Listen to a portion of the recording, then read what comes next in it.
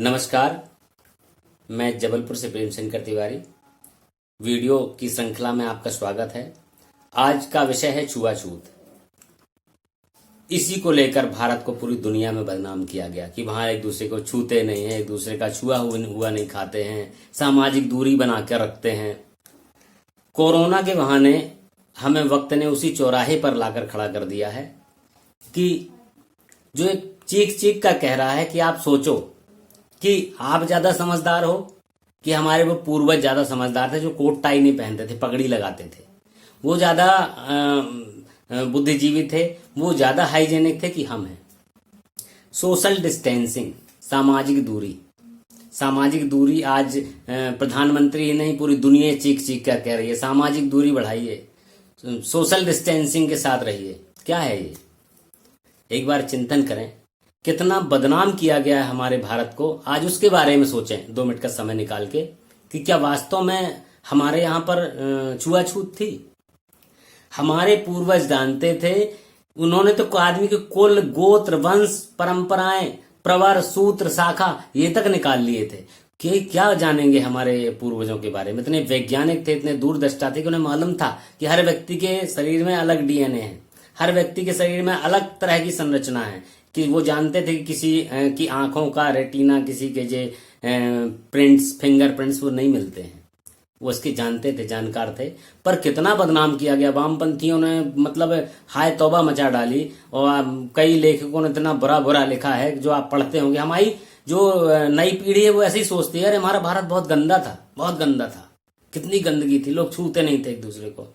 अब सोच के देखिए, अब अपन कोट टाई पहन चुके हैं, अपन शैम्पू लगा के नहा रहे हैं, बड़ा उन्मुक्त वातावरण में रह रहे हैं। सोचकर देखिए कि अब हमें सामाजिक दूरी की जरूरत क्यों पड़ रही है, सोशल डिस्टेंसिंग की जरूरत क्यों पड़ रही है।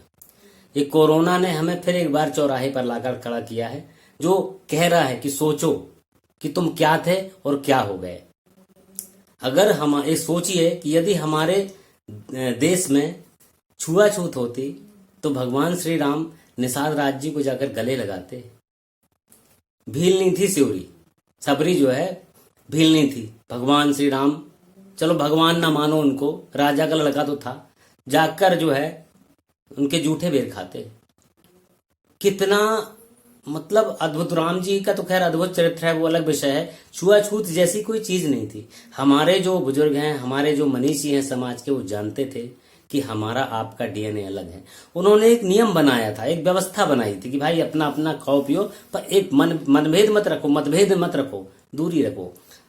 गांव में जो गांव से जुड़े लोग हैं, मालूम है गांव में जब निमंत्रण होता था लोग अपना पात्र लेके आते थे, पत्तल में उनको भोजन कराया जाता था। बड़े प्यार से वो भोजन ग्रहण करते थे, अपना पत्तल उठाकर ले जाकर बाहर फेंक देते थे, अपना पात्र घर ले जाते थे। हाय तौबा मचा डाली लोगों ने, वो तो साथ में नहीं खिलाते हैं। ये केवल ब्राह्मण, क्षत्रिय और वैश्य नहीं के लिए नहीं थी, हर समाज के लिए एक निर्धारित था। हर गोत्र का उन्होंने विवरण किया। आज भी गोत्र से गोत्र में शादी नहीं होती, इसके विषय में अलग बताऊंगा। लेकिन एक बात मैं कह रहा हूं कि कृपया इसके बारे में सोचें कि हम क्या थे और कहां पहुंच गए हैं। अगर सामाजिक सोशल डिस्टेंसिंग के ही बहाने हम चिंतन करें अपनी परंपराओं को लेकर, आने वाली पीढ़ी से उनको अवगत कराएं कि वास्तव में हम विशुद्ध सोच थी। हमारे जो मनीषी थे, हमारे जो समाज के जो कर्ता धर्ता थे, मुखिया थे, वो एक व्यवस्था बनाते थे, उसे समाज में लागू कर देते थे। वो जानते थे कि इसके परिणाम या दुष्परिणाम क्या होंगे। हमारे तो मतलब हाइजेनिक व्यवस्था थी। खाना खाने के बाद महिलाएं बढ़िया रात में ही सैनिटाइज कर देती थी, बेहतरीन गोबर से लीपा जाता था चूल्हा, सुबह बढ़िया गृहिणियां स्नान करके भोजन बनाने जाती थी। इससे बेहतर व्यवस्था क्या हो सकती है। मुझे लगता है कि आप इस पर विचार करें और सोचें और कमेंट भी दें, लाइक करें, अगर उचित लगे तो सब्सक्राइब भी करें। बहुत बहुत धन्यवाद। नमस्कार।